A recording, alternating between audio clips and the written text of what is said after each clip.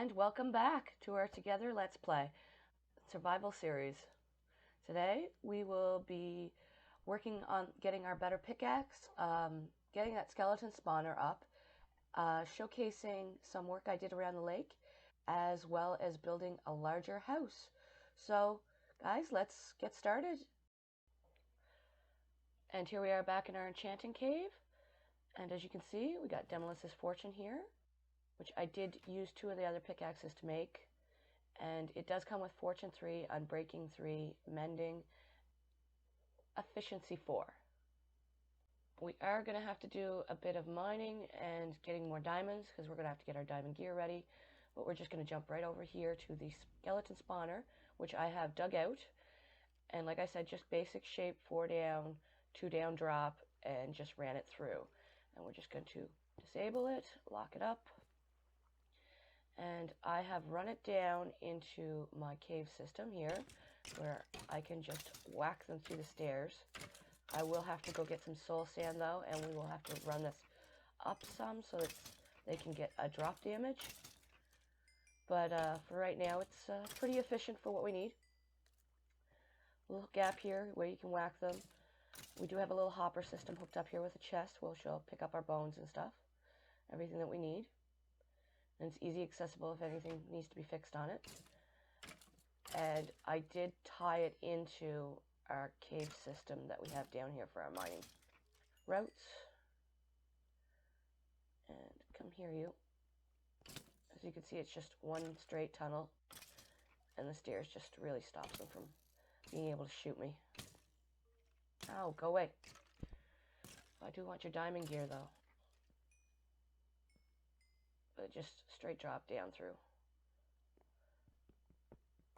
We'll take that out, and then they'll start bouncing around. So really that block there is just to stop them from bouncing. Okay. It's a little easier to hit them, so put that back in. Get this guy. There we go. There. Tunnel's all cleared out. And all our booty. And easy way to get XP through the other stair.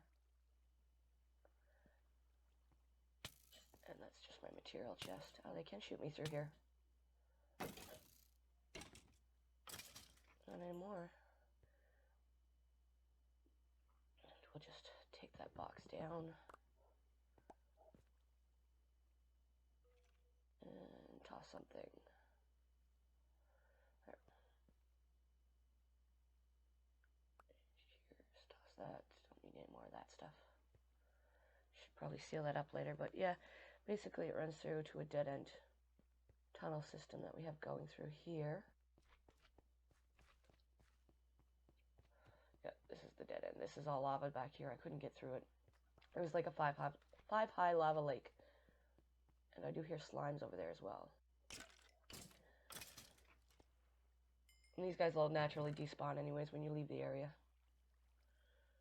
So I don't really need an on and off switch for this. And then this goes into our mining tunnels here where we were branching off. And then we're just going to put a sign here, XP. There we go. XP farm. So we know that tunnel leads down. And then we're just going to jump up here. And this is the work that I have done on the lake. I have put in like a stone feature, some grass, a little bit of fencing here and there, some leaves. It's not really so much to keep mobs out as it is to look nice. And this is what we got so far fishing in Ever Lake. I haven't found a really good fishing rod yet that doesn't have vanishing. I do find these books are popping up a lot. And there was a couple of things I did not account for when I did this. Like I said, I messed up the path a bit more. I threw in some rocks and some coarse dirt and stuff to make it look all pretty. Rock feature, just to draw the eye. But I did not account for these guys stealing my fish out of my pond. Yeah, wagging your tail while your fish is still in your mouth. Uh-huh. Huh? Come here. You growling at me? You ate my fish? Oh, sad panda. No. Ate my fish. Well, aside from eating all our fish, we did get the base foundation up for a much bigger house. That should fit all of us in here. And it's been like knitting that, like just deciding what materials I'm going to use. I went with the dark gray, the light gray, a bit of cobblestone, and spruce. And we're just going to speed this up because this took days, probably about 4 or 5 days of just nitpicking and just deciding, do I want this? Do I not want that? And then I, at some point, had to look at realistic architecture, at mountain cottages for ideas, inspiration for this. So I took this one from real life and actual structures and deciding what worked and what didn't work and how they had actually erected these structures for real life and trying to compensate that with Minecraft's lack of corners. Like normally this had slanted roofs and stuff like that, and I couldn't really do that with the Minecraft block building, but I think it turned out all right considering. And like I said, it was just a bunch of nitpicking on what went where, how it looked. And yeah, it took probably about a week, I would say, probably, of trying to get this up and going. And as you can see, I did tear down and build up a lot, deciding what should go where. But it was fun. It was definitely challenging for sure. Deciding on the materials and the colors and how the interior and everything was going to go and what kind of landscaping to do with it. I did debate if I should have a giant pool in here, which I did skip out on. But we can always do the exterior later on. As here I was mostly functioning on the focusing on the structure itself. I went with light gray panels, and they had a glass front, and I wasn't sure how to replicate that with Minecraft because the panels wouldn't line up, so I had to go with full glass blocks. And always out of materials, always gathering materials. I wasn't too happy with the corner there. I was deciding if I wanted to keep that there, if I wanted to go with maybe the dark gray. And then how high, how long, like for here would probably be a bedroom. Some of the structures were in the way, so I had to take down a couple of trees. And then getting it all up for the windows. And then replicating the pattern for the windows.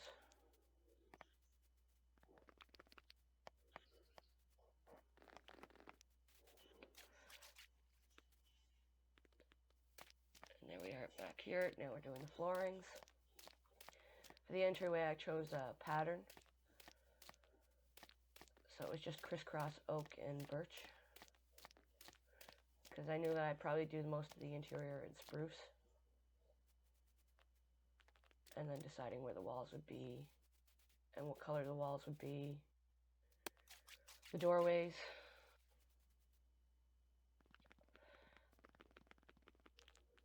So I kind of went with a modern cottage feel for this. So I did stick with a lot of the white concrete.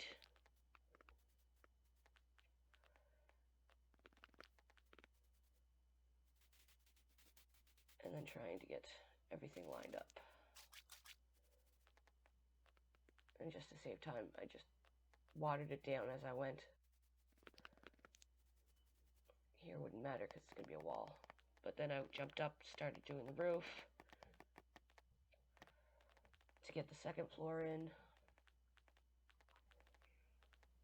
And then stripping all this wood, getting it in. I went through quite a few axes doing this.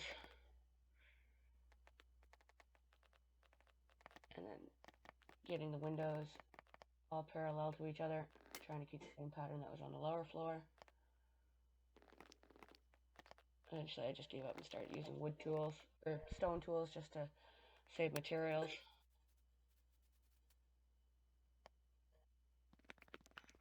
And then getting some concrete for the levels, for the higher levels, and then working on the other sides. It was quite the adventure. I didn't expect it to take this long. And again, I'm not prone to making huge builds like this.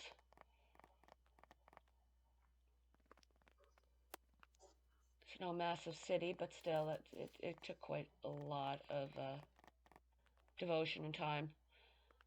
And then trying to keep the idea of what I wanted.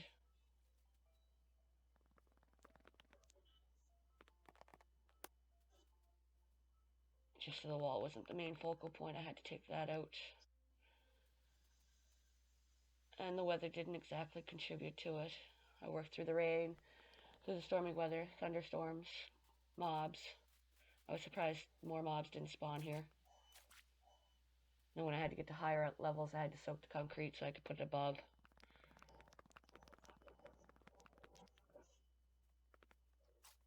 So it wouldn't fall down. And I had pillagers attacking me. Invasions. Ended up getting sick. Smelly, obviously. All the particle effects. Trying to get inventory organized and more colors in, and doing the same thing up here with the paneling. And then deciding on what to do with the floors.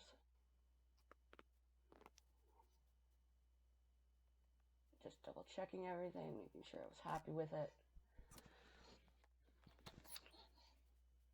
A little snack in between.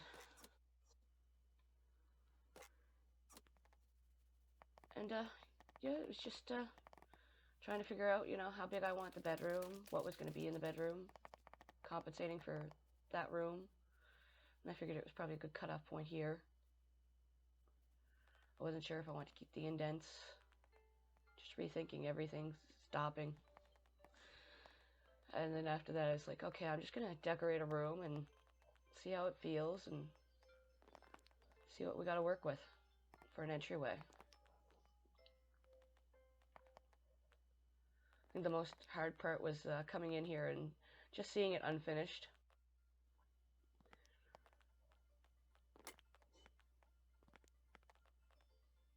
And deciding, I'm going to make one of these rooms look nice so that it'll focus me more. So every time I come in here, I'll be like, I just got to get the rest of it to look like this, and I'm good. And after this, I started laying out floor plans, where the kitchen would be, where the halls would be, where the main rooms would be.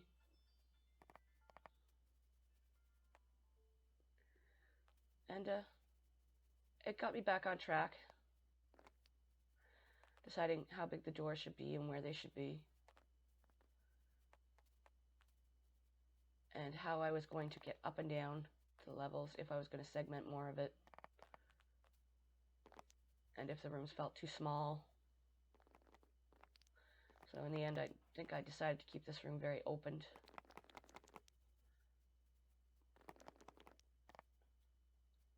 And how I wanted it to connect to the hall.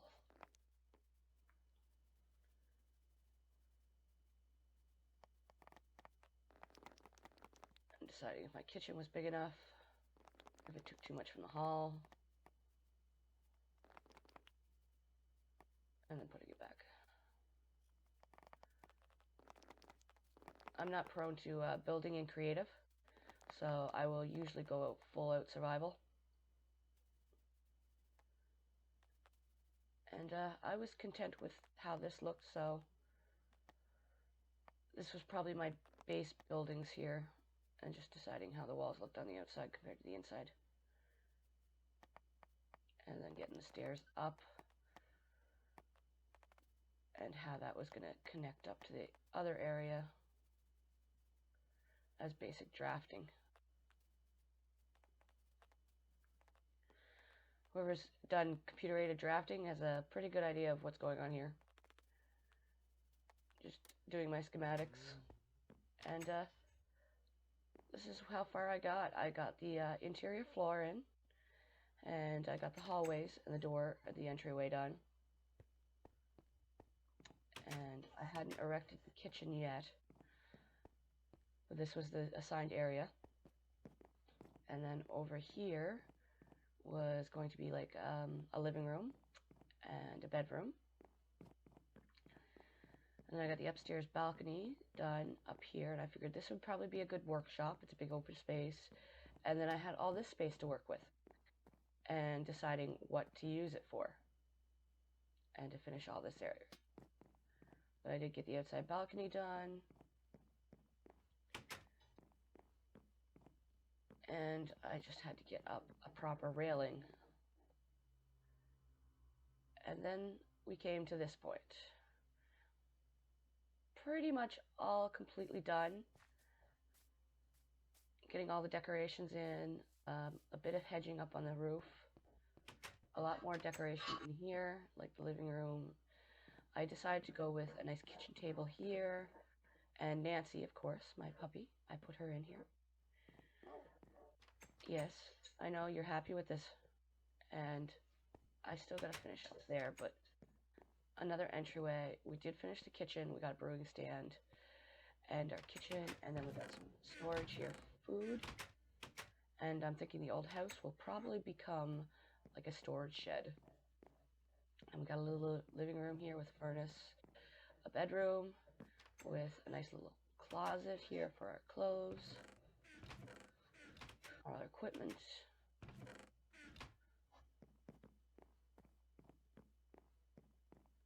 And then I got my workshop upstairs now, where everything that I need should be in grabbing length of where I usually craft. A nice overlooking balcony. I was debating here a chandelier. And then we came over to here, which I'd be a little additional bedroom with a little bit of blue splash for color. I got to put some paintings up there, and then just a little bit of a storage area in here with a little mini shop. I did finish the railing out here with some seating, in case you want to sit back, relax, look out over the scenery, enjoy the view. Automatic closing doors behind me, and then here I kind of have like a closet storage with my upgrade stations, because I won't be using that all the time. And then I haven't decided what I'm going to here with this room yet. And yeah, that was pretty much it. That's how she turned out. All that hard work, and all the decorating comes. And that's it.